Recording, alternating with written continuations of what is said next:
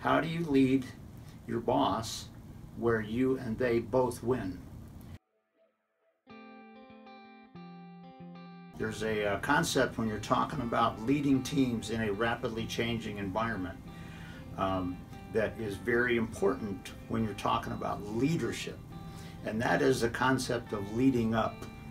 And there was a book actually written by that title by a gentleman named Michael Useem, and I hope I pronounced his name correctly, U-S-E-E-M. A very good book that talked about a number of circumstances where a follower had to lead the boss where they both wanted to go. And the concept is simply that how do you take your boss and lead your boss in such a way that you both win?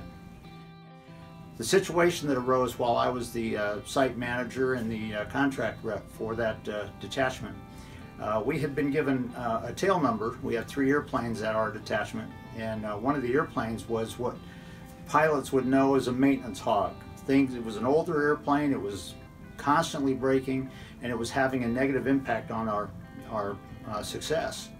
And on tried to have a couple of conversations with the higher ups, but never went very far. And so what I did is I took the initiative to write a letter that was fair, honest, professional, but it was also very, very candid. And I was in the office one morning at 7 a.m. We were getting ready for a flight that was due to take off at 9 a.m. And the phone on my desk rang, and I picked it up, and he said, "Randy, this is Bob down at Patrick Henry." And he was the director of operations for the entire company. And it was interesting that he said, "I have this letter on my desk," and he said, "There's 2 ways to look at this letter." He said, "One is what's wrong with him." He said, "The other way to look at it is, well, what's wrong with us?"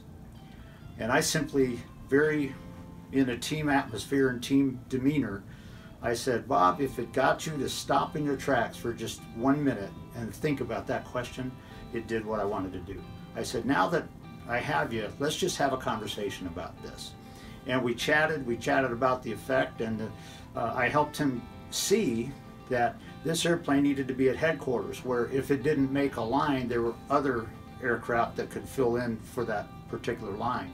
Also, there were more maintenance people that you could have 24/7 maintenance support for the airplane. And it's interesting that within a week they had swapped that airplane out, and our success went through the roof. Bob was very aware that I was on his side throughout that whole conversation, and I made sure of that. So the bottom line is, how do you prepare your teams to lead up? Why does it matter? Every person you lead has a why it matters. Every person you report to has a why it matters. The challenge is that whenever in us individuals, whenever this why it matter begins to feel threatened, a lot of times dysfunctional behaviors can arise. When you find your why it matters, I'm here to tell you the world needs that.